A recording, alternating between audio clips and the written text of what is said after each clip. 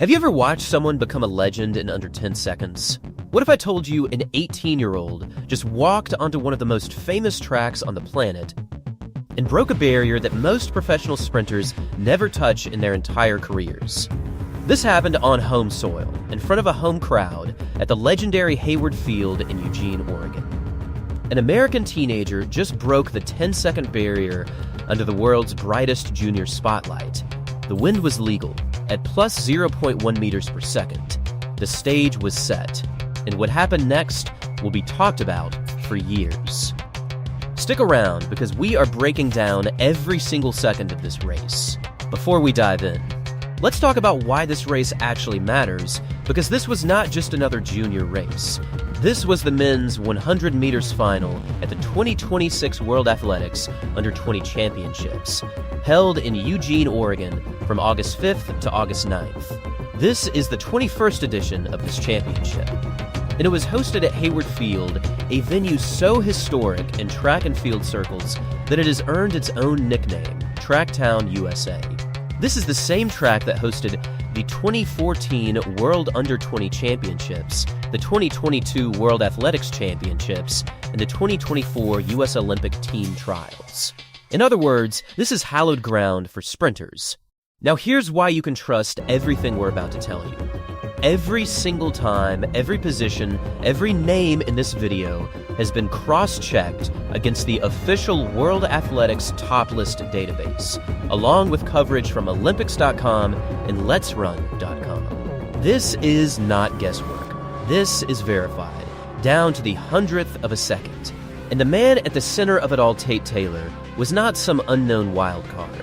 He walked into this final as the American Under 20 100 meters record holder with a personal best of 9.92 seconds, set back in 2025. He had already won the 200 meters title at the 2026 Prefontaine Classic, right here at Hayward Field, clocking an incredible 19.75 seconds a race, where he actually defeated senior international competition. So when Taylor stepped onto the track for the final, the entire stadium knew something special was about to happen. Let's get into the race. Setting the stage before the final, the buzz around the stadium was electric. Tate Taylor was widely tipped as the gold medal favorite, but this was billed as anything but a one-man show.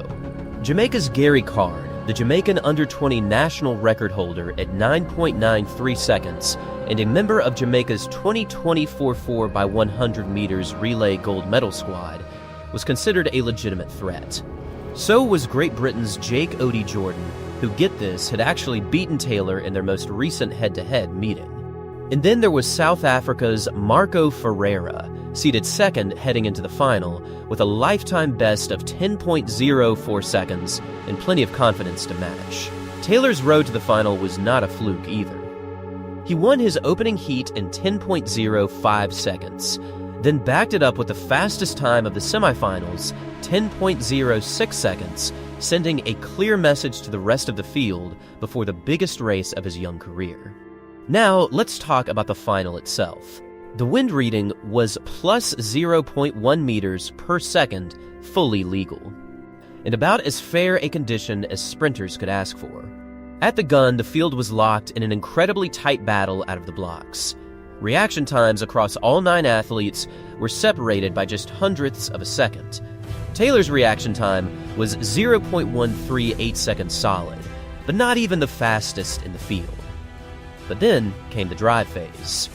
This is where Tate Taylor separated himself from everyone else on that track. Through the middle of the race, his acceleration and top-end speed simply could not be matched. Once he hit the front, he never gave it back. Taylor crossed the finish line first, stopping the clock at an astonishing 9.94 seconds. Not only did this secure gold, it was also a brand new personal best, shaving 200ths of a second off his previous mark. And most remarkably, he became the only athlete in the entire field to break the 10-second barrier.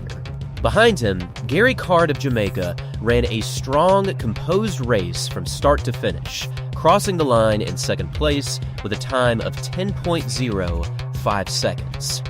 It was an excellent run, but Card simply could not match Taylor's closing speed in the final meters.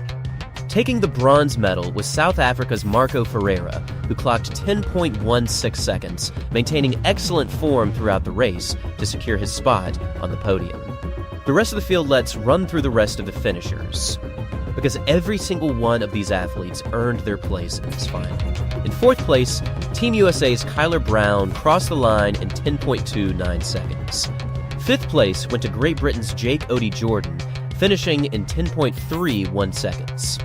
In sixth, Slovakia's Richard Machata clocked 10.34 seconds, matching his own personal best and continuing a remarkably consistent season. Seventh place belonged to Belgium's Bright Otiora, who recorded a time of 10.41 seconds. In eighth, Malaysia's Danish Iftikhar Mohamed Rosli crossed the line in 10.44 seconds. And rounding out the field in ninth place was Botswana's Waza Madakule, finishing in 10.54 seconds. Why this race matters here is what makes this performance even more impressive. Tate Taylor is only 18 years old. Earlier this season, he ran an indoor 300 meters in 32.45 seconds, smashing the previous record. In April, he ran 20.05 seconds in the 200 meters, closing in on the high school record set by Olympic gold medalist Noah Lyles. And in July, at the Prefontaine Classic, he lined up against reigning Olympic 200 meters champion Letsail Tebogo of Botswana and beat him. Now add a World Under-20 title and a personal best of 9.94 seconds in the 100 meters, and you start to understand why this teenager is being talked about as one of the most exciting sprint prospects on the planet. So let's recap what we just witnessed. Tate Taylor capped off an incredible season with a World Under-20 title, a brand new personal best of 9.94 seconds, and the distinction of being the only sub-10-second finisher in a stacked international field. And here's the thing, this might not even be his last medal of the week. Taylor still has the 200 meters and the 4x100 meters relay ahead of him at these championships. If his form holds, we could be talking about a sprint treble. So here's a question for you. Do you think Tate Taylor can complete the sprint double or even the treble before this championship wraps up? Drop your prediction in the comments below. If you enjoyed this breakdown, make sure to hit that like button and subscribe so you don't miss our coverage of the rest of the World Athletics Under-20 Championships. Thanks for watching. We'll see you in the next one.